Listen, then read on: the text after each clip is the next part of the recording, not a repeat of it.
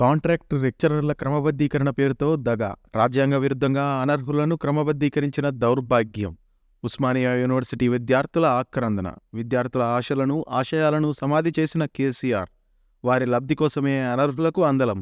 Contract ఉద్యోగులుగా చేరేనాటికి ఒక certificate, క్రమబద్ధీకరణ సమయంలో మరో సర్టిఫికెట్. ఈ వ్యవహారంలో అప్పటి కమిషనర్ నవీన్ మిట్టల్ కనుసన్నలలో జరగడం కోసమెరుపు. సీఎం రేవంత్ రెడ్డి దృష్టి సారించాలని కోరుతున్న తెలంగాణ నిరుద్యోగ జేఏసీ.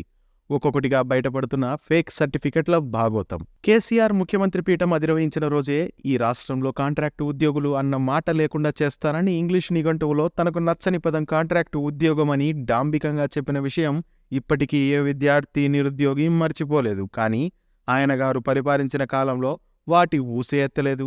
పైగా రాజకీయ లబ్ధి కోసం కొంతమంది కాంట్రాక్టు లెక్చరర్లను రాజ్యాంగ విరుద్ధంగా క్రమబద్ధీకరించారు.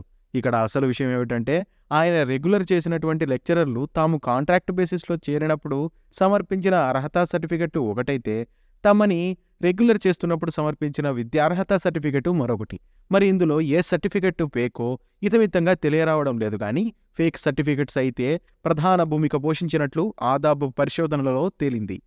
తెలంగాణ నిరుద్యోగ యువత నీళ్లు నిధులు నియామకాల కోసం జరిగిన రాష్ట్ర సాధన అనే ఉద్యమంలో కీలకమైన పాత్ర పోషించారు. అనేక మంది యూనివర్సిటీ విద్యార్థుల ఆత్మ బలిదానాలతో తెలంగాణ రాష్ట్రం ఏర్పడింది. కానీ తెలంగాణ రాష్ట్రానికి కేసీఆర్ ఆధ్వర్యంలో ప్రభుత్వం ఏర్పడిన 10 సంవత్సరాలు పూర్తి అయినప్పటికీ వారికి ఎలాంటి ఉద్యోగ నోటిఫికేషన్లు జారీ చేయలేదు. యూనివర్సిటీలో పీజీ, పీహెచ్డీ పూర్తి చేసిన, నెట్, సెట్ క్వాలిఫై అయిన వేలాది మంది నిరుద్యోగులు ఉన్నప్పటికీ కేసీఆర్ ప్రభుత్వం వారి మీద కక్ష కట్టి కాంట్రాక్టు అధ్యాపకుల్ని రాజ్యాంగ విరుద్ధంగా క్రమబద్ధీకరించారు. వీరి నియామకాలను పూర్తిగా చట్టవిరుద్ధమని Umadevi versus state of Karnataka కేసులో సుప్రీంకోర్టు తీర్పునిచ్చింది. ప్రత్యేక రాష్ట్రం ప్రకటించిన తర్వాత కేసీఆర్ నల్గొండ జిల్లాలో జరిగిన సభలో కాంట్రాక్టు లెక్చరర్లను క్రమబద్ధీకరిస్తాము అని ప్రకటించడం వలన వారి ఆశయాలు సమాధి చేయడం జరిగింది. తర్వాత జరగాల్సిన బహిరంగ సభ ఉస్మానియా యూనివర్సిటీకి దగ్గరగా ఉండడంతో యూనివర్సిటీ ఆవరణలో ఉన్న హెలిప్యాడ్ వద్ద యూనివర్సిటీ విద్యార్థులు దానిని చుట్టుముట్టి నిరసన వ్యక్తం చేస్తూ చెప్పులు విసరడం జరిగింది. వెంటనే సభను రద్దు చేసుకుని కేసీఆర్ హెలికాప్టర్ నుంచి దిగకుండా వెళ్లిపోయాడు.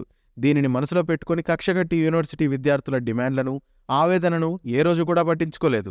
దానితో వారి బాధలు ప్రభుత్వానికి చెప్పుకునే అవకాశం కూడా లేకుండా పోయింది. దీనిని అవకాశంగా తీసుకుని కాంట్రాక్టు లెక్చరర్సు పెద్ద ఎత్తున హరీష్ రావుకు, పల్లా రాజేశ్వరరెడ్డికి ముడుపులు ముట్టచెప్పారని పలు విమర్శలు వెల్లువెత్తాయి.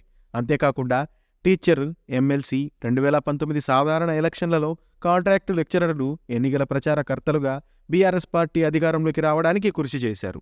దీని ఫలితంగా రూల్ ఆఫ్ రిజర్వేషన్స్ పాటించకుండా, రాత పరీక్షలు నిర్వహించకుండా రాజ్యాంగ విరుద్ధంగా రాజకీయ లబ్ధి కోసం వారిని క్రమబద్ధీకరించారు. వీరిలో ఎక్కువ మంది ఇతర రాష్ట్రాల నుంచి యూజీసీ గుర్తింపు లేని యూనివర్సిటీల నుంచి నకిలీ పీజీ సర్టిఫికెట్లు కొనుగోలు చేసి దొడ్డిదారిన ఉద్యోగాలలో చేరారు. నిరుద్యోగ జేఏసీ తరపున ఆర్టీఐ ద్వారా బాధితులైన వారు సేకరించిన నకిలీ సర్టిఫికెట్ల భాగోతం ఎలక్ట్రానిక్, ప్రింట్ మీడియా ద్వారా వెలుగులోనికి వచ్చింది. దీనిపై రీజనల్ జాయింట్ డైరెక్టర్ సర్టిఫికెట్స్ని పూర్తిస్థాయిలో పరిశీలించకుండా నియామక పత్రాలు జారీ చేయడం చట్టవిరుద్ధమని, తాను చేసిన తప్పును తెలుసుకుని నకిలీ సర్టిఫికెట్ కలిగిన కాంట్రాక్టు లెక్చరర్లపై క్రిమినల్ కేసులు నమోదు చేయాలని సంబంధిత ప్రిన్సిపాల్ను ఆదేశించారు. అసలు సర్టిఫికెట్స్ వెరిఫికేషన్ చేయకుండా క్రమబద్ధీకరించిన అధికారులపై ఎందుకు చర్యలు తీసుకోలేదు అనేది పెద్ద ప్రశ్న.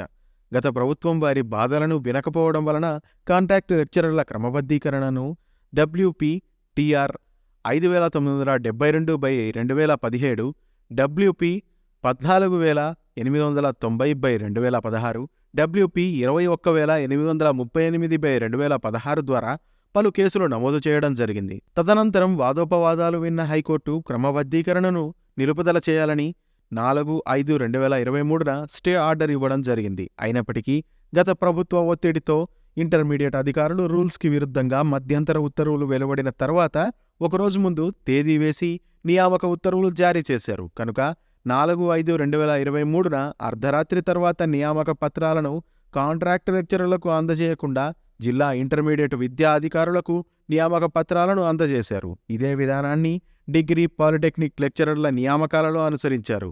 ఈ పరిణామాలతో న్యాయ పోరాటం ఒక్కటే పరిష్కారం కాదని, నిరుద్యోగుల హక్కులను హరించివేసిన కేసీఆర్ నిరంకుశ ప్రభుత్వాన్ని కూలదోయాలని నిర్ణయించుకున్నారు.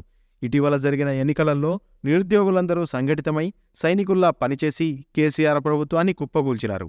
వారి యొక్క ఆకాంక్షలకు అనుగుణంగా ఏర్పడిన ఈ ప్రజాప్రభుత్వం వారి విన్నపాన్ని మన్నించి జీవో 16ను తక్షణమే రద్దు చేసి ప్రభుత్వ కళాశాలల్లో ఖాళీగా ఉన్న లెక్చరర్ల పోస్టులను అన్నింటినీ టీఎస్పీఎస్సీ ద్వారా భర్తీ చేయాలని వేడుకుంటున్నారు. వయోపరిమితి దాటిపోయిన కాంట్రాక్ట్ లెక్చరర్లకు సడలింపు ఇచ్చి వారికి కూడా అవకాశం కల్పించాలని కోరుకుంటున్నారు. తద్వారా తెలంగాణలో పేద విద్యార్థులకు నాణ్యమైన విద్యను అందించి ప్రభుత్వ కళాశాలలను బలోపేతం చేయాలని తెలంగాణ నిరుద్యోగ జేఏసీ, ఉస్మానియా యూనివర్సిటీ వారు మరీ కోరుతున్నారు.